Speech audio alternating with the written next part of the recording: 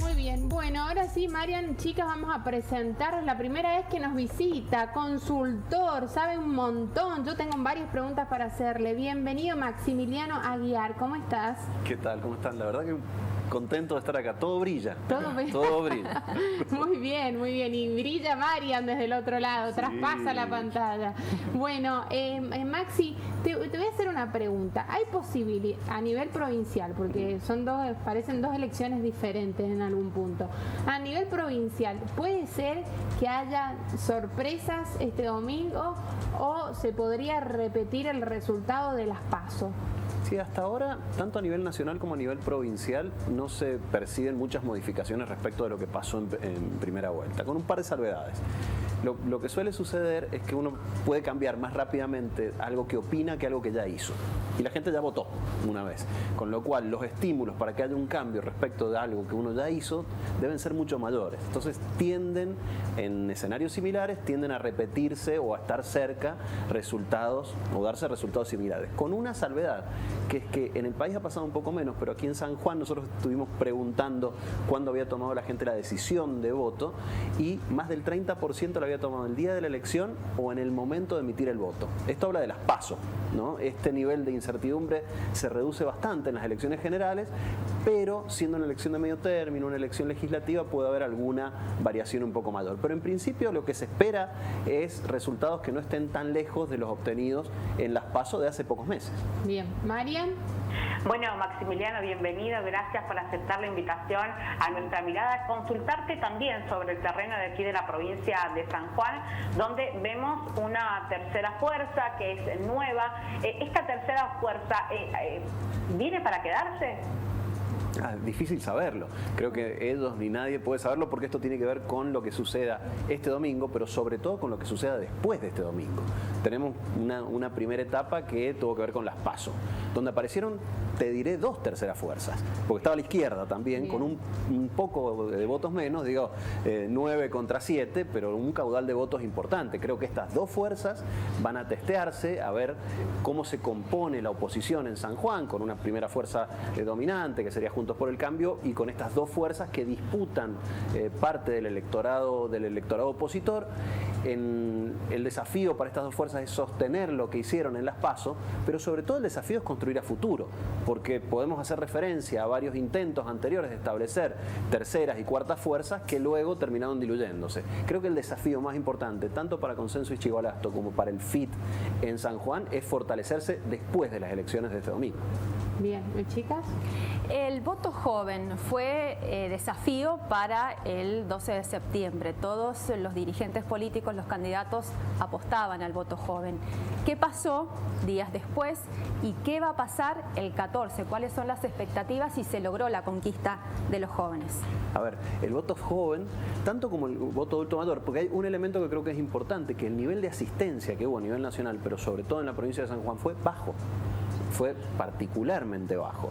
Y esto tuvo que ver con los sectores de mayor edad, algunos que no fueron asustados por el COVID, porque en ese momento habían números bastante mayores de COVID de los que hay ahora, pero algún otro grupo de jóvenes que decidió no ir a votar.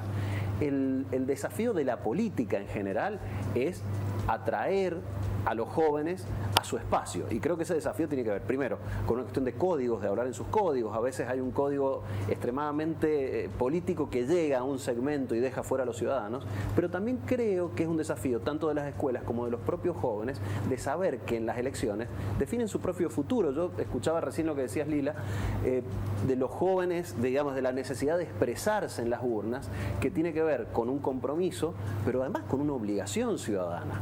Después no vale quejarse si uno no va y no elige.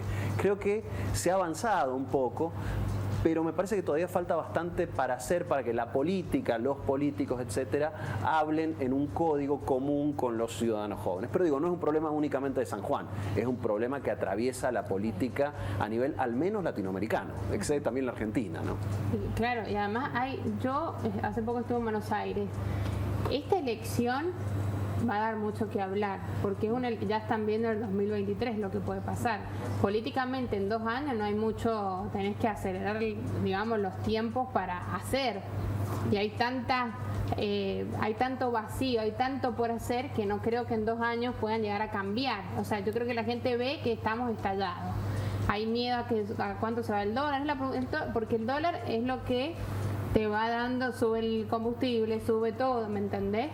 Entonces digo, inclusive Milei ha sido una figura muy votada por los jóvenes. Hay algo que habría que replantearse, digo, como funcionario o vos como consultor, ¿lo ven a esto de los jóvenes? ¿Qué pasa ahí? Sí, hay un grupo de ¿Cuál jóvenes. es el porcentaje que hay acá en San Juan de jóvenes?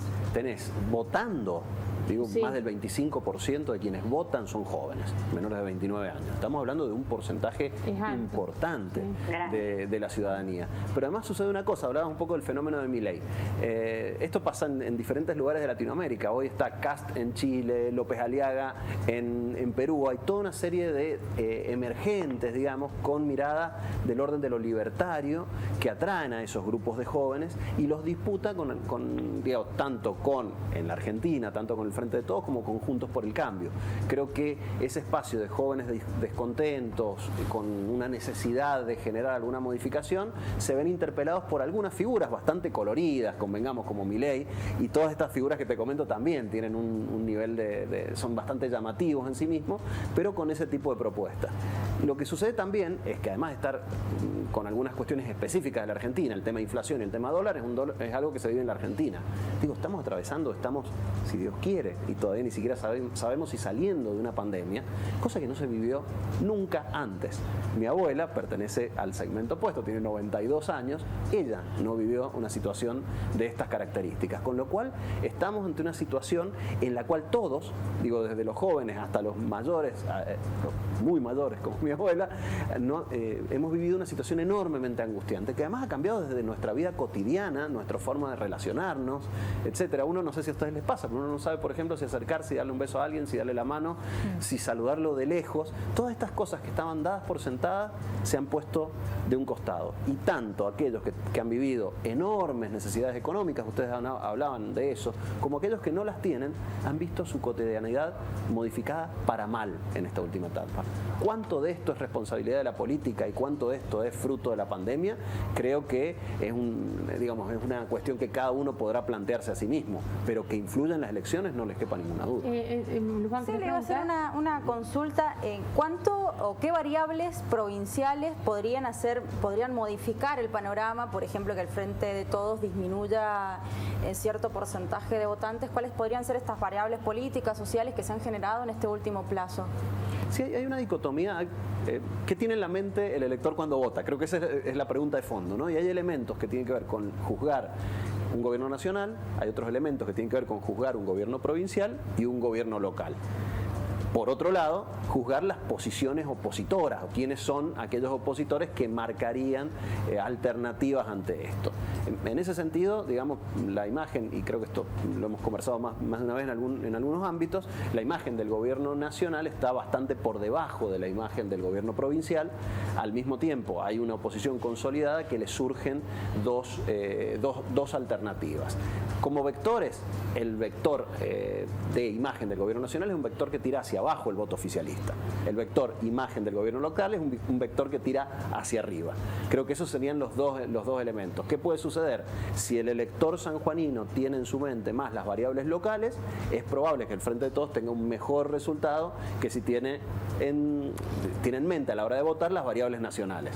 Eso, digo, es una ecuación que cada uno de nosotros hace en términos individuales, y el desafío es ver cómo se expresa eso cuando todos juntos vayamos a la urna y el voto de cada uno de nosotros, y creo que eso es muy importante, valga lo mismo, ¿no? Entonces, variables locales juegan hacia arriba del Frente de Todos, variables nacionales juegan hacia abajo, y lo opuesto sucede con los tres bloques, con los tres propuestas opositoras, tanto con Juntos por el Cambio, como con Consenso y Chigualasto, más de centro-derecha, como el FIT más de izquierda, digamos. Vamos, ya te dejo para preguntar.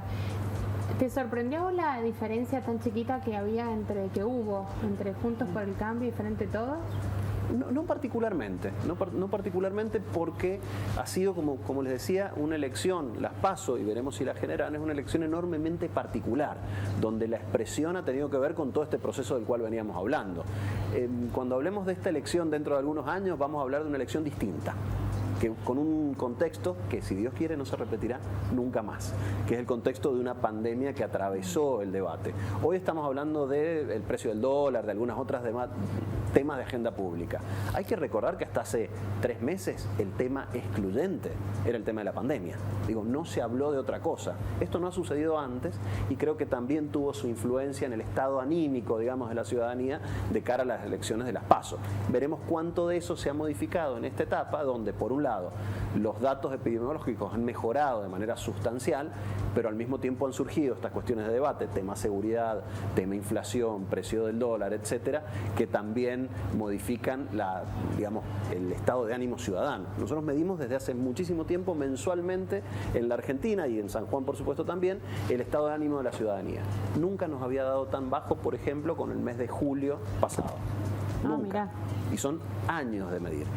Si eso influye a la hora de votar, sin duda, influye a la hora de tomar casi cualquier tipo de decisiones. Y la del voto claramente es una decisión que está en función también de cómo se siente uno, ¿no? Bien. María. Maximiliano, hace 2 años hablábamos de la imagen del presidente Alberto Fernández, que era bastante buena, y eso, bueno, nos hacía llenar de esperanza a muchos argentinos. ¿Cuánto bajó, cuánto disminuyó la imagen del presidente Alberto Fernández? A ver, no sé cuánto se puede hablar de encuestas en estos días, porque el viernes era la última fecha en la cual se podían difundir datos. Pero lo digo en términos generales. Sí. En el mes de marzo, abril, mayo del año pasado, bien, Alberto Fernández estaba en un nivel de imagen positiva de 80 puntos. 80, récord histórico para un presidente, habiendo llegado con 50 puntos. Luego fue un proceso de declive permanente que se ha mantenido hasta el presente, con lo cual el nivel de imagen negativa hoy de Alberto Fernández es más alto que el nivel de imagen positiva a nivel nacional y por supuesto que también en San Juan. Eso es lo que decíamos un poco con estos vectores que tiran por ahí un poco hacia abajo las posibilidades del oficialismo local, es un poco la imagen del gobierno nacional que ha sufrido un deterioro desde este crecimiento enorme en el arranque de la pandemia, con todo el mundo a favor de las políticas de cuidado, etcétera, de cerrar la economía, de cerrarse, hasta que se fue poniendo cada vez más en cuestión, más una serie de dilemas internos, digamos, que se han ido presentando repetidamente hasta hoy, digamos, con el gobierno nacional. Esto me parece que ha repercutido fuertemente en la imagen de Alberto Fernández, que hoy está en bastante menos de la mitad de la imagen positiva que tenía hace un año. Bueno, y en este sentido se pudo provincializar la campaña en San Juan y el electorado. ¿Individualiza a cada uno de los candidatos, tanto del oficialismo como de la oposición? Bien. Primer pregunta, si se provincializó. Sí. Digo, lo que ha sucedido a nivel, y cuando uno mira el mapa, ve un predominio amarillo, digamos, con algunos partidos provinciales. Esto es, hay muchos distritos históricamente del Frente de Todos que los perdió en las PASO. En los que sobrevivió, esto habla de una línea nacional, digamos, de caída de los votos del Frente de Todos. Hubo algunas provincias, digamos, el caso de San Juan es una, Catamarca, La Rioja, Formosa, entre algunas de ellas, que lograron, a pesar de este deterioro a nivel nacional, triunfos a nivel local. ¿Se provincializó? Sí, seguramente más que en otros lugares, bien, pero evidentemente hubo un elemento de evaluación del gobierno nacional que ha tenido que ver, junto con la pandemia, con esto que decíamos de la diferencia de 4 puntos en las PASO en la provincia de San Juan. ¿Se provincializó? Sí, a medias. Ahora la pregunta de los candidatos. Ninguno de los candidatos era enormemente conocido de manera previa a la elección. Ninguno de los que se presentó. Ni siquiera Gualberto Allende. Digamos, Gualberto Allende está en una segunda línea de figuras conocidas en la provincia de San Juan. Yo te voy largando. ¿Sí? Susana, no. No, a ver, de hecho, ambos, si nosotros medimos el nivel de conocimiento de ellos al arrancar la campaña, ambos han obtenido más votos que el nivel de conocimiento que tenían. Con lo cual, el elemento a juzgar no ha sido principalmente el candidato, que en otras elecciones sí, ¿no? En otras elecciones el candidato tiene un peso muy fuerte. Acá lo que ha tenido ha sido el alineamiento provincial, nacional y la marca, digamos. Ellos han tenido un valor agregado, pero han estado por detrás de estos elementos a la hora de la evaluación ciudadana. Porque te digo, cualquiera de ellos es una figura de tener la primera línea de figuras provinciales y tener una segunda línea muy potente, importante, etcétera, a la cual pertenecen casi todos los candidatos que se presentaron en estas elecciones. María. No está Marian. Marian se fue al baño. Se nos fue. Es que por ahí les llega ahí un delay. Luján, ¿querés preguntar o...? No, también teníamos más o menos esa inquietud acerca si se provincializaba o no, y también al revés, digamos, hasta cuánto se ha nacionalizado o cuáles son las expectativas en cuanto a nacionalizarse la elección, pero creo que más o menos lo Pero es interesante lo que vos planteas, porque hay una cuestión, ustedes lo habrán visto en medios nacionales. Estas son 24 elecciones distritales, provinciales y Ciudad Autónoma de Buenos Aires. Son 24 elecciones separadas. Si vienes a cargos nacionales, son elecciones separadas. Sin embargo, si ustedes ven, y me parece muy interesante lo que ustedes hacen provincializando, poniendo la mirada en San Juan, hay gran parte de la elección que se plantea como si fuera Ciudad de Buenos Aires y Provincia de Buenos Aires. De hecho, hubo unas declaraciones hace unos días de Córdoba si pertenecía o no pertenecía al país, cosa que me parece una cosa absolutamente de locos, plantear que tiene que ver con una centralización de la comunicación en Ciudad de Buenos Aires, Provincia de Buenos Aires, lo que hace que, digamos, todos los de las provincias, incluida una provincia pequeña como la nuestra, tengan el faro de lo que está sucediendo en esos dos distritos como parte de lo que sucede a nivel nacional. Con lo cual, dos cuestiones respecto de esto. Se provincializa un poco, se nacionaliza bastante, pero sí hay que decir una cosa, si bien es cierto que este es el punto, el domingo que viene va a ser el punto de partida para 2023, falta muchísimo. Y lo cierto es que en Argentina 2 años es una era geológica en términos políticos. Y doy 2 ejemplos puntuales. La elección que en su momento pierde en Provincia de Buenos Aires Néstor Kirchner con de Narváez es el preludio de la mayor victoria que obtuvo el Frente de Todos. El Frente para la Victoria en ese momento. Y a la inversa, la enorme victoria que tuvo en 2017, Juntos por el Cambiemos en ese momento, fue el preludio de su derrota en 2019. O sea que puede ser que en el 2023 vuelva el Frente Juntos por el Cambio.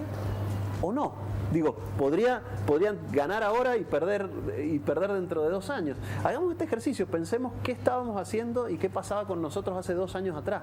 Ha pasado un mundo. Y es probable que esto suceda también de acá en adelante. Obviamente marca el pulso de lo que podría suceder, pero de ahí en adelante puede pasar muchísima agua bajo el puente. ¿Creerás en eso? Bueno, no sé si has visto el video de Tomás, es un periodista que dice que hay intendentes y gobernadores que quieren limpiarse a Alberto. ¿Vos qué crees? Es probable, las dinámicas. ¿Se querrán limpiar a Alberto porque eso los arrastra como proyecto, al ser parte de un proyecto nacional, te termina arrastrando? Porque... Sí, Argentina está viviendo por primera vez un gobierno, una especie de coalición de gobierno, bien, donde no se sabe claramente quién manda, porque aún Cambiemos, que fue cuando asume Macri, fruto de la reunión de varios partidos, era muy claro cuál era el eje de mando. Bien, este eje de mando ha sido puesto en cuestión, entonces se discute si Cristina, si Alberto, y siempre hay, primero, una competencia con los rivales. Pero al interior de los espacios políticos siempre hay también competencias internas, ¿no? Y en ese contexto es probable que en una situación compleja como la que se ha estado viviendo a nivel nacional haya actores que digan, bueno, es momento de dar un viraje, todo esto. Pero, a ver, Alberto Fernández es presidente electo hasta el año 2023, con lo cual que habrá que ver, bueno, eso sería gravísimo. Que se vaya en el helicóptero. Eso sería gravísimo. Y si hubo una movida, no nos olvidemos que la gente no hay que olvidarse, la movida que hubo de cambio de gabinete hace poco, uno nunca sabe, en Argentina no sabemos. Yo creo que a pesar de la inestabilidad económica, que somos uno de los países latinoamericanos con mayor inestabilidad económica, creo que uno de los capitales que tiene la Argentina es estabilidad política. Y yo creo que sería enormemente grave renunciar a eso. Doy algunos ejemplos. Perú, Ecuador, Colombia, Uruguay, ahora Chile, etcétera. Estamos rodeados de inestabilidad política. Malo sería sumarse a ese grupo. Bueno, Maxi, muchas gracias. Se me va el programa. Muy amable. Un placer. Veremos qué pasa este domingo. Y a ustedes, chicas, muchas gracias por haber venido.